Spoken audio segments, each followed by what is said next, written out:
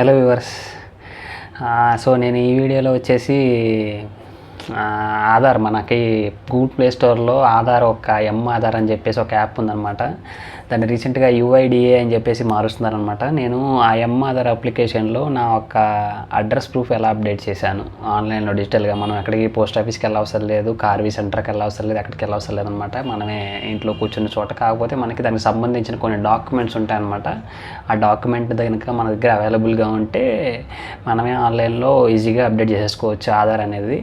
నేనైతే నా యొక్క అడ్రస్ ఆధార్ని బ్యాంక్ పాస్బుక్ ఉపయోగించి అప్డేట్ చేశాను అనమాట. నేను బ్యాంక్ పాస్బుక్లో ఫస్ట్ నా యొక్క హెచ్డిఎఫ్సి అకౌంట్ ఉంది. హెచ్డిఎఫ్సి అకౌంట్లో నేను అడ్రస్ అనేది అప్డేట్ చేయించుకున్నాను.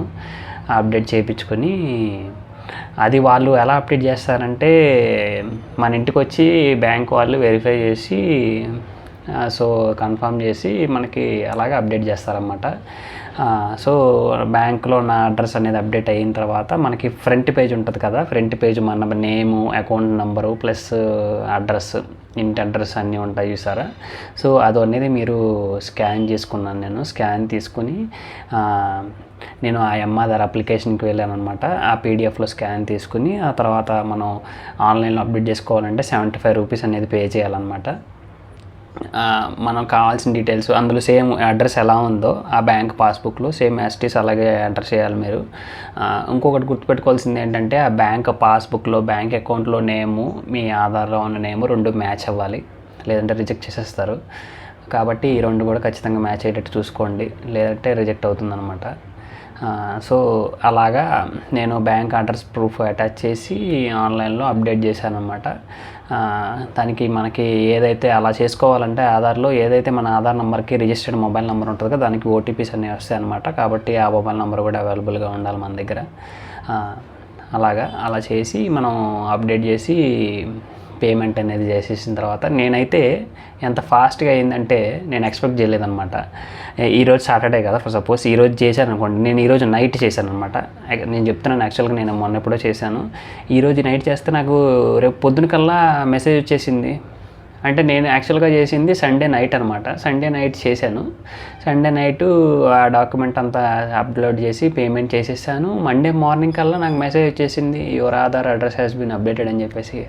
అబ్బా, ఇదైతే మంచి సూపర్ ఫాస్ట్ నాకు బాగా అనిపించింది. మామూలుగా గవర్నమెంట్ నుంచి మనకు తెలిసిందే కదా, ప్రాసెస్ని చాలా స్లోగా ఉంటుంది, అప్లికేషన్ సరిగ్గా పనిచేయకపోవడం ఇలాంటివన్నీ ఉంటాయి. కానీ ఇదైతే చాలా ఇన్స్టెంట్గా, అంటే 24 అవర్స్ లోపే అయిపోయిందనమాట. నేనైతే చాలా ఇంప్రెస్ అయ్యాను ఆ అప్లికేషన్తో. మీరు కూడా అంటే ఇంకా ఈ బ్యాంక్ అకౌంట్ పాస్బుక్కే కాదు, ఇంకా చాలా వేరే అడ్రస్ ప్రూఫ్స్ ఉంటాయన్నమాట. గ్యాస్ బిల్ అని చెప్పేసి, ఎలక్ట్రిసిటీ బిల్ అని చెప్పేసి ఏమైనా పెట్టి మీరు అప్డేట్ చేసుకోవచ్చు. దీనికి సంబంధించిన సపోర్టింగ్ డాక్యుమెంట్స్ నేను చూపిస్తాను మీకు ఏం కావాలో, అలాగే కింద డిస్క్రిప్షన్లో కూడా ఇస్తాను అనమాట, చూడండి. ఎందుకంటే ఈ రోజుల్లో మనకి బిజీ షెడ్యూల్లో ఎవరిల్లు ఆ క్యూ లైన్లో పోస్ట్ ఆఫీసుల్లో టోకెన్లు తీసుకుని నుంచోవాలి చెప్పండి, ఎవరు నుంచి ఉంటారు? మనకు అంత ఓపిక లేదు, అంత అవసరం కూడా లేదనమాట. ఇలాగా ఈజీగా మనకు ఆన్లైన్ ప్రాసెస్ వచ్చేసింది కాబట్టి అవాయిడ్ చేయడమే బెస్ట్ అనమాట. సో అది ఫ్రెండ్స్, నేను ఇప్పుడు ఏ డాక్యుమెంట్స్, సపోర్టింగ్ డాక్యుమెంట్స్ అవి చూపిస్తాను. That's all. ఆధార్కి సంబంధించి ఏమేమి డాక్యుమెంట్స్ అడ్రస్ ప్రూఫ్ అప్డేట్ చేసుకోవడానికి కావాలంటే జస్ట్ మీరు ఏం లేదు, గూగుల్లోకి వెళ్ళేసి Aadhaar address update supporting documents అని కొట్టండి. అండ్ సెర్చ్ చేస్తే మీకు కింద ఫస్ట్ ఇక్కడ చూసారు కదా, ఫస్ట్ సెర్చే మీకు యుఐడిఏ వెబ్సైట్ అనమాట. ఇది official website. List of acceptable documents అని చెప్పేసి వచ్చింది కదా, పీడిఎఫ్. సో దీని మీద క్లిక్ చేయండి. మీరు క్లిక్ చేస్తే ఇలాగా పీడిఎఫ్లా మనకు ఓపెన్ అయిందనమాట. కావాలంటే మీరు దాన్ని డౌన్లోడ్ చేసుకోవచ్చు. నేను జస్ట్ మీకు మామూలుగా చూపిస్తున్నాను. ఇందులో మనకి లిస్ట్ 1, లిస్ట్ 2, లిస్ట్ 3, లిస్ట్ 4 అని చెప్పేసి 4గా కేటగరైజ్ చేశారన్నమాట. ఈ లిస్ట్ 1 ఏంటంటే ఎవరైతే ఏజ్ అప్ టు 5 years 5 ఏళ్ళ లోపు ఉంటారో వాళ్ళ వరకు ఏం డాక్యుమెంట్స్ అవి కావాలి అవి అనమాట. లిస్ట్ 2 వచ్చేసి 5 years నుంచి 18 yearsకి మధ్యలో వాళ్ళకి ఏం డాక్యుమెంట్స్ కావాలి అని చెప్పేసి. లిస్ట్ 3 వచ్చేసి 18 years అండ్ అబోవ్ ఏజ్ వాళ్ళకి అనమాట. లిస్ట్ 4 వచ్చేసి ఆధార్ నెంబర్ ఉండి ఏ ఏజ్ అన్నా ఉంటాయి కానీ వాళ్ళకనమాట. నేను జనరల్గా లిస్ట్ 3 అనమాట, 18 years అండ్ అబోవ్ వాళ్ళు చేయించుకుని నేను జస్ట్ చూపిస్తాను మీకు ఏమేమి డాక్యుమెంట్స్ ఇక్కడ ఉన్నాయని చెప్పేసి.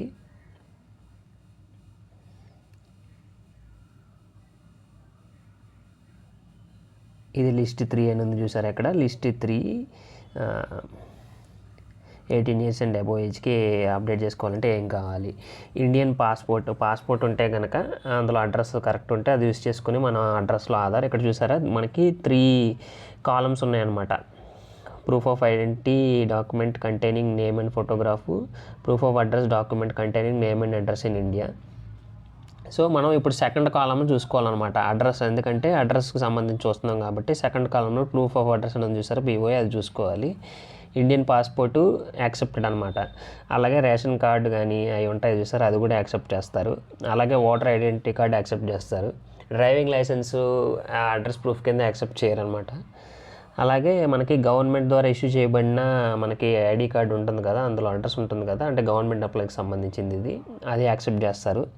అలాగే పెన్షనర్, మనకి గవర్నమెంట్ పెన్షన్ తీసుకుంటూ వాళ్ళకి ఐడి కార్డ్ సపరేట్ ఉంటుంది కదా, అందులో అడ్రస్ అది యూస్ చేసుకుని కూడా అప్డేట్ చేసుకోవచ్చు.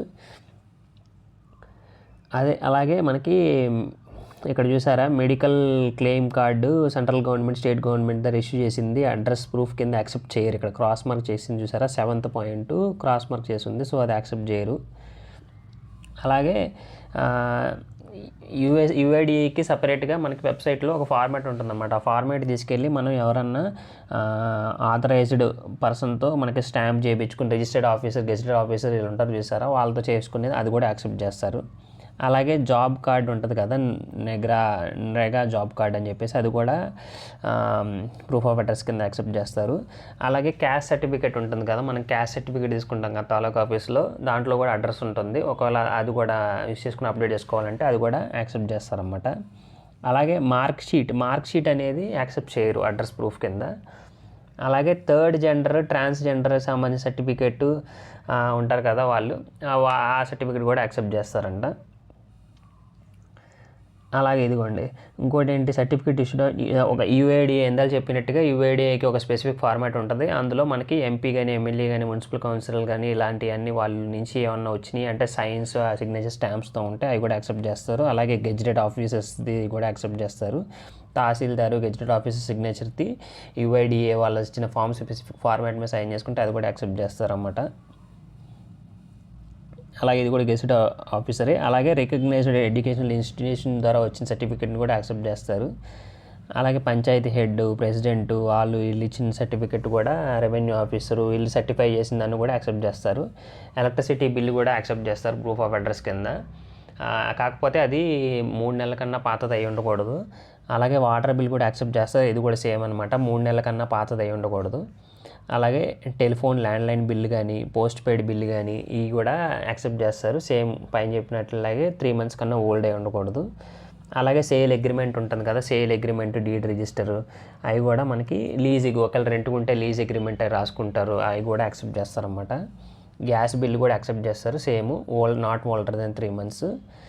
అలాగే సెంట్రల్ గవర్నమెంట్ ఎంప్లాయీస్కి మామూలుగా వాళ్ళు ఎక్కడైనా వర్క్ చేసినప్పుడు అకామిడేషన్కి ఇది ఇస్తారు చూసారా, అకామిడేషన్ అలాట్మెంట్ లెటర్, సో అది కూడా యాక్సెప్ట్ చేస్తారంట.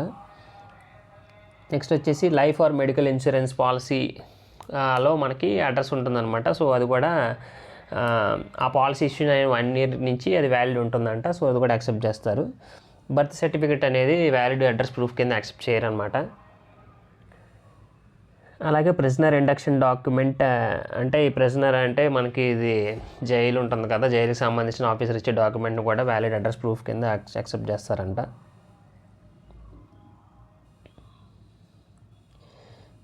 సో అది ఫ్రెండ్స్ మెయిన్ ఇవి వచ్చేసి ఇవన్నమాట మనకి అడ్రస్ ప్రూఫ్ కింద యాక్సెప్ట్ చేసే డాక్యుమెంట్స్.